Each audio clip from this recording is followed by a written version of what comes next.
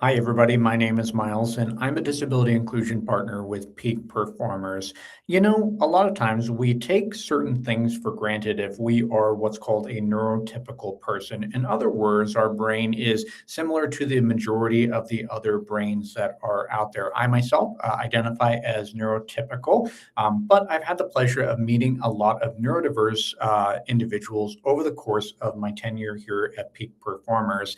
Now, I will admit too that due to the fact that I am a person with hearing loss, sometimes I struggle a little bit with being able to interpret emotions and also being able to interpret nonverbal signals that people may give. And honestly, this is something that I wanted to talk with Dennis Tran about. So, Dennis, I had a chance to meet when we both were on Rethink Ability back in October of 2025. Dennis brings a wealth of perspectives and a wealth of valuable insights for employers that want to be more welcoming of neurodiverse individuals within their own workplace. So, me and Dennis are going to have a conversation about what it means to live with neurodiversity, express your emotions, and everything that we can do to be a little bit more open minded. So, Dennis, thank you so much for coming on today. It's a pleasure to have you. Yeah, thanks for having me here. So, Dennis, we had gotten talking about this on and off again, but just for some of the people, I think that it's always helpful to articulate some of those stereotypes that exist out there so that we then promptly have an opportunity to debunk them. Like, where are some of these stereotypes coming from, and what would you argue to in regards to neurodiversity and emotions and how people like yourself might express themselves? I think there's two different layers to stereotypes that we kind of have. One is rooted in the medical life model of like how society view disability, of like how it's forced on the individualism. These are the traits, the condition that makes them deficit, that make them treatable, curable, and so forth. And then there's also the cultural aspect. As someone's from like Vietnamese and Southeast Asian American, there's like a lot of war, displacement, and there's a lot of stigma, cultural stigma around disability as something to be shamed about, something to fix, something to treat or curse or bad luck to avoid altogether. And so these kind of are get amplified altogether. And of course, you have to add in, like in the U.S. specifically, the mild minority myth of like how putting Asian all into a box of like all Asian are good at math or good, successful or hardworking. And so it kind of like avoid the conversation around like how diverse our community is as a disabled person and as a HPI community, and that our stories aren't as fully represented, and that our lived experiences are erased. And of course, by not being able to talk about this, by not being able to share about it, it's like a lot of assumptions are being made, and that kind of lead to the rise of API hate, but also kind of discrimination against and amplify ableism against like the disability community and neurodiverse community as well. Absolutely. You brought up a lot of really important points right there. Real quick, before we get too far into it, who are you and how did you get started in this line of work? Yeah, so I'm Dennis Trent. I'm a by trade a late identified autistic age year and neurodivergent person who also identified as partial blindness from glaucoma. And I am a storyteller, disability, neurodiversity, inclusion, consultation, and strategist. And I kind of consult organization on culture and inclusion and just ensuring a billion more neuro-inclusive features. And it's just I have been speaking at different university national conferences and like and ERG groups range from UCLA, UCSF, to companies such as Sony Picture and national conferences like AHG conference as well. So I have been all over the place the past few years since my discovery of my autism ADHD diagnosis, that I kind of have learned, relearned, and just kind of like rebuild my life up to today now as an advocate. Cool, awesome. And you bring up, thank you for sharing all that. Oftentimes we think about disability, and disability never exists in a vacuum, right? You mentioned yourself how intersectionality is such an important consideration when taking into account for disability because a person might identify as neurodiverse or disabled, but they also might identify by three or four other things first. And all of these things have a very complicated interplay. I would actually call out the interview that that I did with Borda a couple of months back, where we were talking specifically about intersectionality and how that all shapes an individual too. But even among specific individual communities, the experience of being neurodiverse or being disabled might be different among those. And then even the fact that you may have multiple different disabilities or neurodiversities within yourselves, those all shape you, those all craft you, and those all give you kind of that unique experience. So I guess just asking the question, what is it like to be neurodiverse, but also to be Asian as well? I think that's a definitely complicated question. I would say like not every experience are the same, but I would say from my personal experiences, like there's a lot of, like, because I didn't grew up with a language for any of that stuff, because growing up like in the 90s and just like kind of like there's like a lot of like cultural shame and stigma around it and around conversation about disability and even mental health. So, there's a big aspect of cultural silence. So I guess I grew up like not knowing how to navigate through my mental health journey, but also talk about disability, talk about neurodivergent. I also kind of grew up in an environment where I saw how people treated disability in my own family, and how like especially with my dad being disabled and undiagnosed neurodivergence, and like also having a vision disability and physical disability. So of course, like when I kind of saw how his family member treated his view of disability, how family disability, and like how like the policy I grew up watching, like how like there's a limit into the expectation of the very medicalized model of disability. But also there's a lot of cultural nuances of like none of the doctors we go to actually understand the cultural side of things as well, and how culture plays a role into your health and well-being. So I kind of grew up like with that mindset and understanding, and then kind of watching, and as I kind of got myself into the disability space of like being diagnosed with glaucoma at 17, I kind of saw how, when I would become partially blind, I saw like my peers didn't know how to respond to disability. Of course, they done a lot of things that are harmful, but then there's also a lot of things that like how I went to school where there's no source of accommodation or support system in place for people with disability, and a lot of times like how like a lot of research and data on autism, ADHD, neurodivergence are based on cis white male, and not necessarily doesn't is not like very diversified to kind of incorporate like multiple people, especially the BIPOC community of where there's like kind of now like according to CDC, there's like a rise in like of autism over the past 5 years, and that kind of comes with more understanding, more discovery of like people who kind of have more access to language, and that's like lead to social media to kind of increase understanding. But for the most part, it's like I think I grew up like kind of feeling misunderstood all my life, and kind of like didn't really know like have the right support system or people to actually understand me until like I kind of had that language when I was diagnosed with autism back in 2020. That's what started my journey to actually relearn, re-understand myself, and re-look back in my entire life to kind of come to grasp with it. But it's like kind of it's like kind of, I would say, like as my foreign therapist has told me, it's like the complex layer, complex identity. It's like when you kind of have experiencing multiple things like multiple disability, multiple neurodivergent, it's all compounded into one. So you have to kind of like take time to like sort things out one by one, as opposed to like oh it's like but it all can be very very overwhelming when it's all in one place. So that's what I was kind of say, like it's like really like the heaviness of the compounding effect of all everything.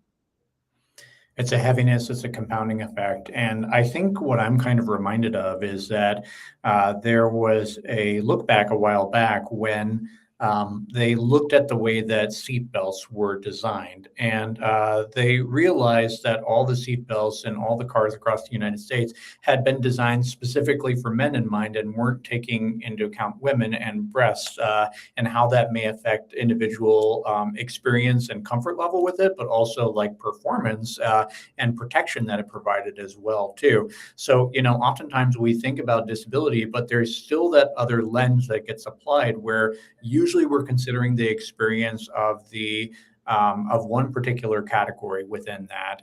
And if you drill down into it, a lot of times, even when we say the word disability itself, the very first thing that pops into our mind is going to be an individual in a wheelchair, despite the fact that 90% of all disabilities are non-observable about people.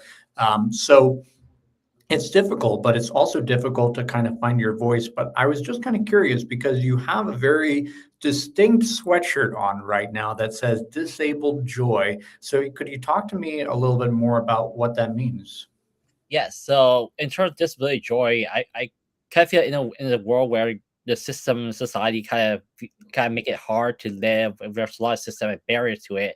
It's kind of having this disabled joy is like an act of resistance, of act of like of reclaim our narrative, saying like, hey, joyful, being happy in society or successful in this society is like it's like challenging the norm, challenging that expectation, challenging the barriers being placed into us that make it very difficult for us to, as people with disability, as people who are neurodiverse, like make it harder to live. And but at the same time, like, but we also are very much like a very diverse community, and how like we're also kind of one of the largest community where it's like where everyone can join at a certain different point in time. It's always open to it, and I kind of feel that it's like an act of resistance toward it, and it's just reclaiming our pride and narrative in a world that wasn't built for us.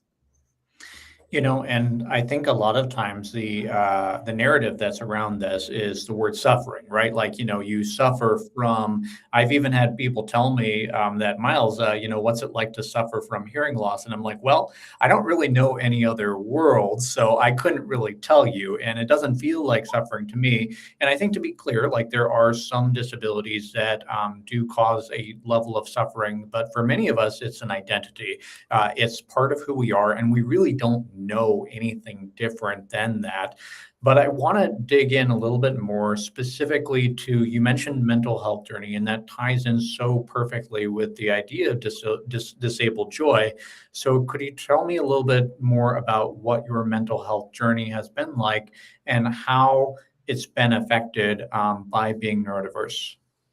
I would say like how my mental health was affected is mostly kind of from my cultural upbringing of like just intergenerational trauma, as I mentioned earlier, of like how family was displaced by war, by cultural understanding of disability, of how the scope was very limited, and how there's also aspect of like, we didn't have the language for mental health or neurodiversion, or often didn't really talk about disability. There's a lot of cultural stigma, it's just a shame, guilt, and like a curse or bad luck to it, and of course amplifying by the systemic barrier that comes into play in our society, the minority myth, as I mentioned, and how like there's like kind of amplifying the ableism, the racism, the discrimination that I kind of faced for years without having the language or understanding for. And of course, Mhm. like being disabled and neurodivergence, I had to kind of come to terms with all that like during the last 5 years when I kind of like start to go through my own healing journey and just reflecting back my entire life after my diagnosis, because I didn't really have the understanding, the language of why I struggle, why I go through a lot of the hardship and challenges that I faced without having that understanding of who I actually was, because I kind of like was performing and surviving based on like how society kind of like playing by the rule of like that wasn't even designed for me.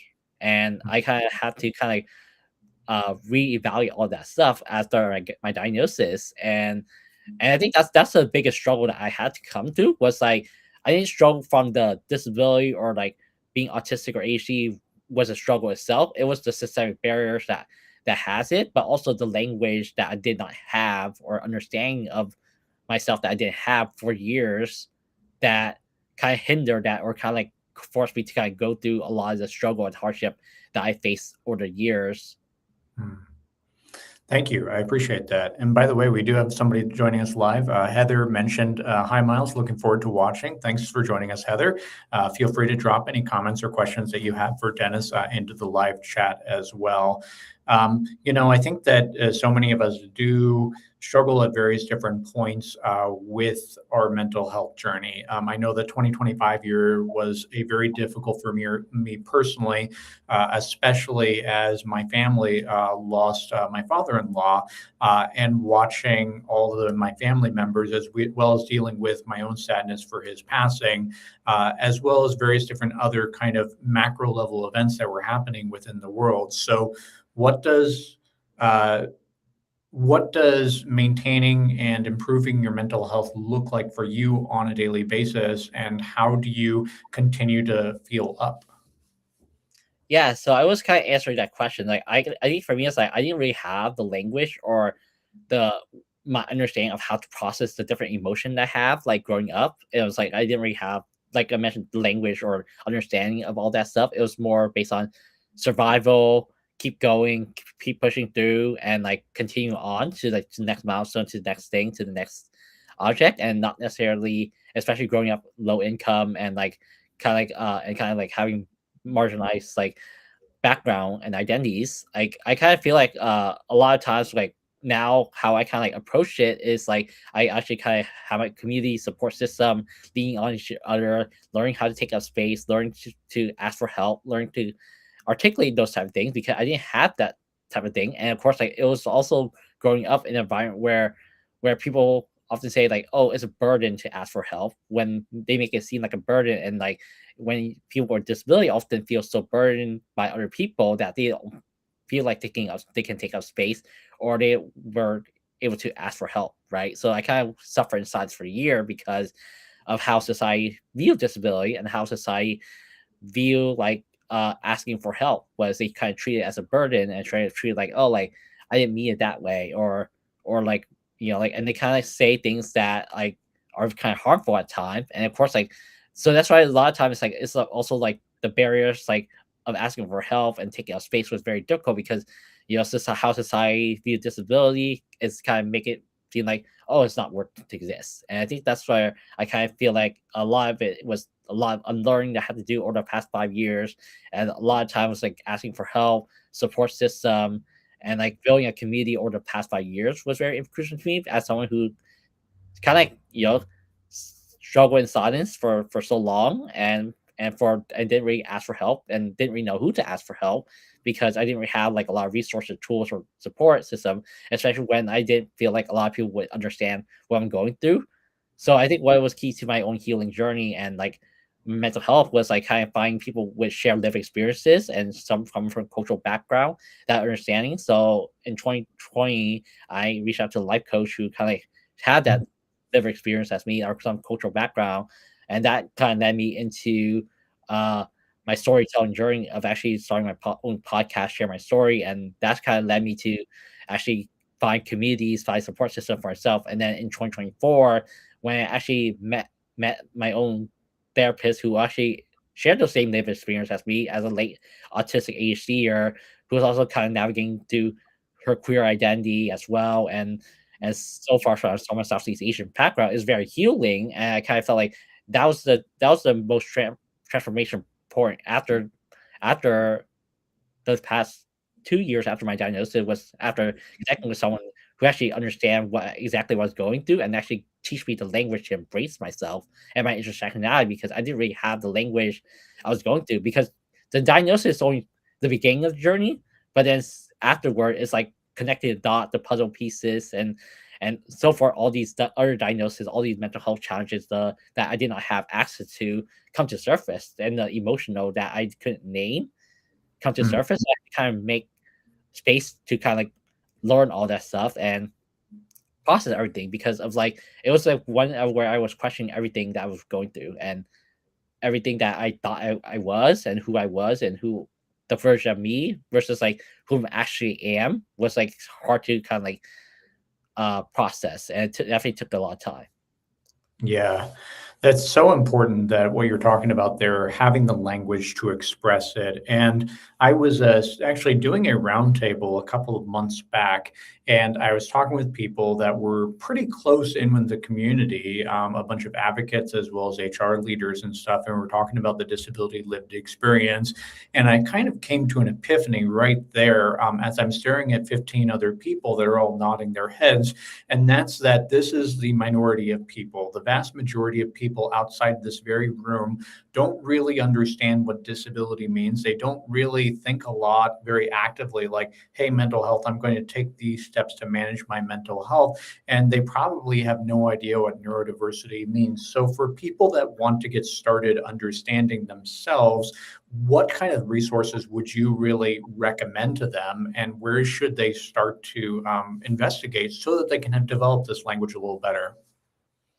I think in terms of like neurodiversity, just for me, I would kind of say if you're open to learning about it, is like kind of seek lived experiences. Those with like lived experiences background are very helpful. There's also like a lot of different research study that you can also look into, like find subject matter expert in those areas that you have. Also, there's also kind of ways like you find like other people on social media, live experiences, share their experiences, sharing their stories, like that, or they can have books and articles. There's films that available article online that can talk about that as well. So it kind of depends on where you're at in your journey of like and how you want to learn about it. And there's like kind of different resources out there, whereas books, social media, live experiences, expert.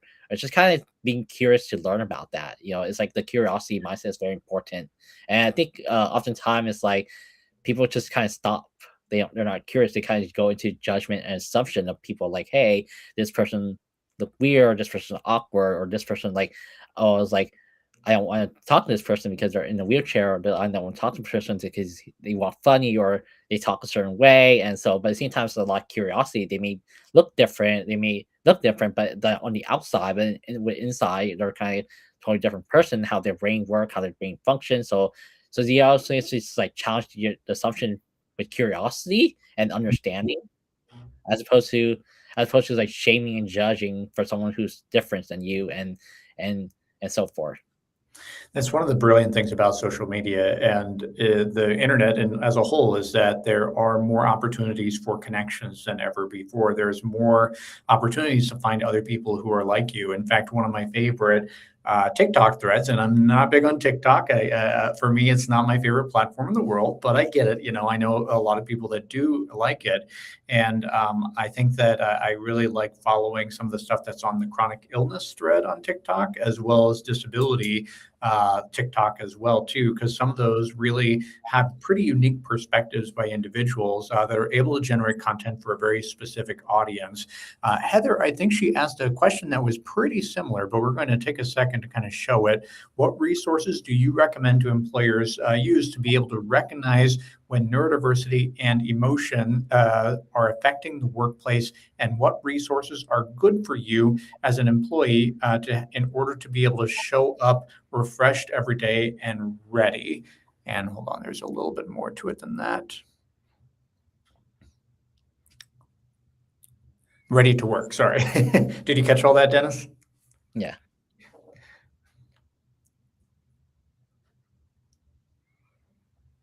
Well, I mean, in terms of accommodation, there's also like it is very different for every person. Like we're not a monolith, so of course, like it's always best to ask the individual themselves, like what type of support they would need and how can you build that. But in terms of like accommodation, there's also an Ask Jan, which is kind of like it's a accommodation tool for the workplace, but also kind of seeking out like community organization, nonprofit, and resources for that as well. And for example, like myself, like I'm a consultant or advisor for many different organizations on disability, neurodiversity, inclusion, and workplace. And this is what I kind of do for my work, is kind of helping organizations understand these the how to support people who are neurodiverse and from different cultural background, from intersectionality as well. But there's like kind of those type of things, or you want to check out author books by those with lived experience as well. I mean, there's like a lot of different aspect to it is I think I could go on about it, but also there's social media as well. So I mean, it could go on and on. There's like no one specific type of resource out there. It's just kind of catered towards like the individual and who you're trying to support as well. But it's also very important that you build a learning culture of mentality where it's like you're always curious and open to learning and not assuming things, and that it's a collaborative process between you and your employer or like or so ever. So as long as you're both intentionally willing to work together and just make things work. Yeah. And I think what I would add too, Heather, is that a lot of times the starting point is already there within your organization. So you already have people who are neurodiverse, probably likely within your organization. And, a lot of times I was told growing up that, well, we leave the personal side of ourselves at home and we just take strictly the work side of ourselves to work, right? And that particularly for folks that may experience autism, that very much kind of means that they're masking all day, every day. And masking is a term used to refer to where you're shielding your emotions and how you truly feel in order to fit in better with the neurotypical individuals that are around you, too. I think a lot of times it comes down to building that culture where people are willing to talk about themselves and their personal experiences, all these various different intersecting identities. And then, like Dennis said, getting curious about people. But there are a lot of other resources out there specifically for being able to support individuals, particularly through accommodations. I recommend AskGen, like Dennis mentioned as well. And Akira, who I know that mentioned as an employer, know that if you're met one person with a neurodiversity, you've met one person with a neurodiversity. Ask each employee what accommodation need they have and set goals together to mutually accomplish what you need to provide them to be able to support the organization. So thank you very much, Kira. I appreciate the shout out right there. So Dennis, the next question that I have for you is kind of going back to my opening segment right there. For many years, I was a little bit uncomfortable. And this is a little bit, honestly, this is embarrassing for me to admit right now. But for many years, I was uncomfortable talking with people with autism and neurodiversity, particularly because due to my hearing loss, I rely so heavily off of nonverbal signals. I rely so heavily off of eye contact. I rely so heavily off of the things that I expect people to be exhibiting when they interact with me, that when people don't exhibit those kinds of things, the first thought that goes through my head is Dennis hates me, right? Like the very first thing that I think is Dennis hates me. So for people that struggle like I do sometimes with being able to interpret signals, but still want to have better conversations, how would you say that they should approach talking with you?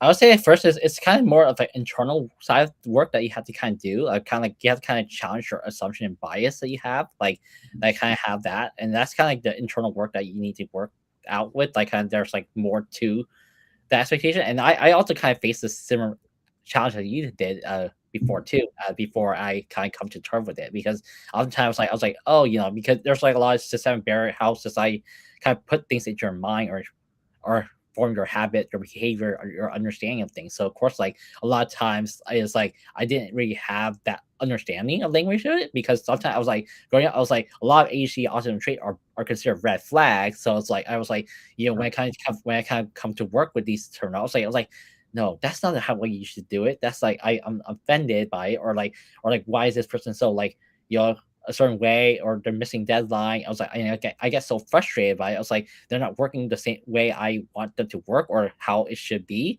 But as I come to learn more about my autism, ADHD, and neurodiversity, I was like, oh, so these aren't red flags. This is how people are wired differently, and this is just how they're understanding differently. So it's like, but at the same time, it's not just like, oh, this is who I am, and this is how I should be. So it's best important that we set guidelines with who we want to interact with. There's a clear way of meeting each other where we're at, because I think it's like that's a key thing, to meet people where they are, and just like kind of how to best like work around how to kind of support them, or kind of bridge the communication from there, as opposed to just kind of being like, oh, this is how I prefer, and that how the other person how I prefer, and then you just kind of go.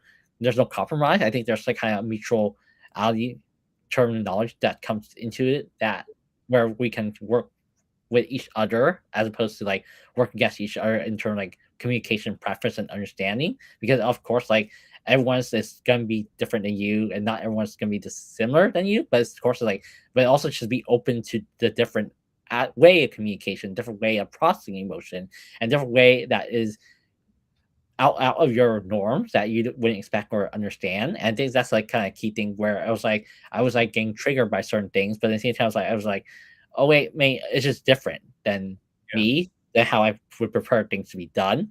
But at the same time, it does take a step back to kind of reflect, to process, and to go through that and just kind of have a better understanding of that before you kind of jump into conclusion and just like canceling out, which I kind of feel like there's a lot of cancel culture out because there's like it's always black and white. It's like, oh, you do this extra, I'm gonna cancel out. You know, like this is red flag. I don't want this anymore. But it seems like there's more beneath that surface. There's more that layers that you don't quite understand. And of course, like sometimes that's true. It is a red flag, but oftentimes there's like the gray area that is not, that you need to explore too, because it could be something neurodivergent, could be some fun differences that they may not have, or they can communicate differently. It's like just be open to understanding as opposed to judge and cancel. Yeah. Hmm. So you almost have to look into yourself before you can start to better understand. You have to understand yourself better before you can start to better understand other people out there in the world around you. I love that. So the final question that I have for you kind of goes back to your sweatshirt of disabled joy too. And I'll tell you like the a couple of the most joyful moments that I have throughout the course of the year. Hold on one second. We're experiencing a couple of interruptions to the feed, but hopefully that doesn't affect people watching while we're live right now. So Dennis, I think that there's two moments that I can identify that I feel probably the most joy in on a regular basis. And that is when I get home for the very first time and I rub my cat's belly and we play around and she greets me every single day at the door. And the second time that I think of that where I just have the most joy is the very first time that I'm going for a swim in the summer and the very first moment that I jump into the pool and I have the clear water that's kind of like right out in front of me. So if you had to kind of articulate what would be those moments of joy that really kind of stand out to you that naturally make you overwhelmed with emotion and pleasure?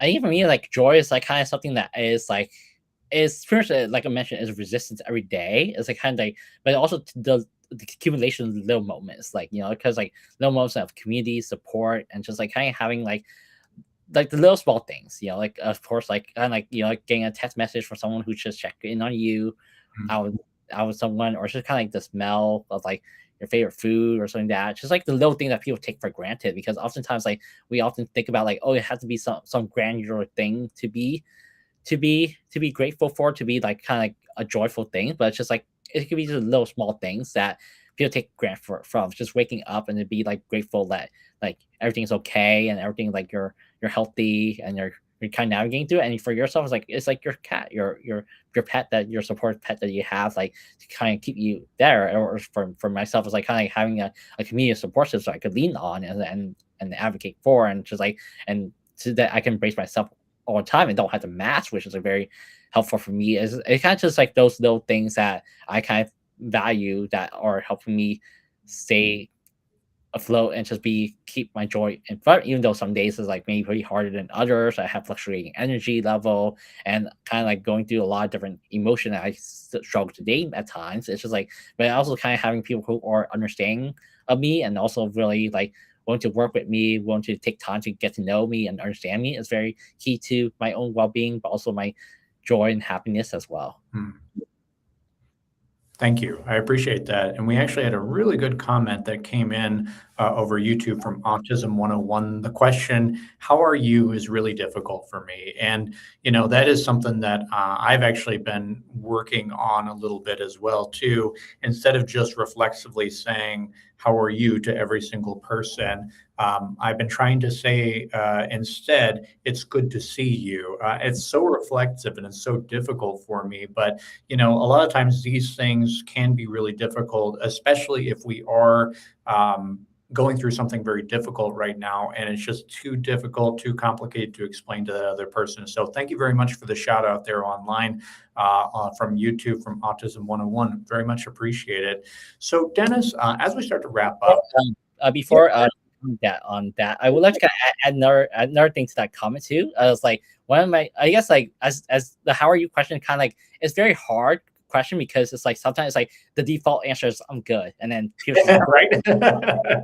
we have been programmed that way. So what I guess what my former therapist has like kind of suggested, like in one of her like courses, was that she said that instead of the how are you question, just think about like what's on your mind lately. And then I guess it's like as a person who's like neurodiverse, people tend to like kind of in their head a lot. So of course, like if you ask them what's on their mind, they're it's kind of give them a better response system than the default good where they kind of just gravitate. I think that's where it's like kind of think about like when you think about emotion and like way the different way people communicate is very different. And I thought that's why it's like if you learn to ask better question too, as like not just go be default to what you already know and what kind of the typical how are you is like kind of thing where it's like kind of like lead to default answer because you don't really know how to respond to that, and it gets very awkward too. It's like you say like do I share more, do I share less, or how open to that. So I think that's like the communication aspect,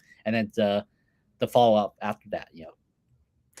Absolutely. Well, as we start to kind of wrap up right here, I would ask, is there any other final parting thoughts that you would give to people who are neurotypical that want to improve their interactions with their neurodiverse community so that they can have better conversations and better relationships with people? I just say like first listen to your neurodiverse people, but also being open and curiosity is a key to kind of have that. I know there's a lot of like, miscommunication that can happen between typical and neurodivergent, let alone like GT2 neurodivergent people. I think there's a lot Sure. of different communication because we're also different people as human beings, and so I would say that like the just being open and curious is like very key to understanding, but also like listen with compassion and understanding for one another, as opposed to like judging, criticizing, but also doing your own internal work as well, like to challenge your own belief system, that own bias that you may have, or like barriers that you have in mind of someone else that you may have growing up that society have put ingrained into you, like that you may have to kind of challenge that and challenge those assumptions. And then as it kind of come into full circle of like how you kind of like show up in relationship with other people, that's also kind of matter too. You don't do your own internal work or challenging your own system, you'll kind of carry that into your own relationship with other people and how you interact with other people. And it does like tie together. Like culture plays a role in the workplace so as much as your relationships as well. So you have to kind of understand how your upbringing, your intersectionality, how they it kind of shaped you, and then how it kind of can translate that into relationship, workplace experiences, because it does show up. Like your mental health and at work as mental health at home is the same thing. It all overlap with each other. So that's why I kind of felt like your workplace mental health system, that's why prioritizing a psychologically safe or spaces and where people can show up as they are in the workplace is very key important. So that is also kind of can help bridge the work life from home and the work life in the work setting too. Because if you kind of upset at work and stressed out with her, it does carry into your personal life, and your personal life does carry into the workplace. So you can definitely create this psychological safety spaces where people can show up as they are, and like and be able to have the agency to show up to disclose as they please, as opposed to having to actually disclose who they are, just like and be have to kind of mask or perform to be a certain way and suppress who they are, and that's impacting their mental health and quality of life. So of course like, it does interconnect with each other. So of course like building a spaces where these things are embedded and inclusive, so that we can have better understanding and people can just show up authentically. I love that. Allowing people the space to show up authentically so that we can each be ourselves, whether at work or at home. I think that is so important. Dennis, thank you very much for joining me today. Where can people find you? Yeah, you can guys follow me here on LinkedIn as well, like LinkedIn IN as like Dennis V Tran, or you can visit my website at www.dennisvtran.com. I am also a part of like the Foss Family Foundation, and we have an innovating conclusion where you kind of do universal design courses, curriculum for mentoring with youth as well, and we kind of build curriculum on that end as well. So you can definitely follow us as innovatinginclusion.org as well for those type of work as well. Thank you very much, Dennis. It's been a pleasure having you on. Look forward to the next conversation that we have. And thanks to everybody who happened to join us live. Really makes a lot of difference to have you kind of joining us in the moment here to ask questions to Dennis. So thank you very much for joining us. Again, this has been Miles from Peak Performers signing up for now. Thanks so much for joining us. Bye. Thank you.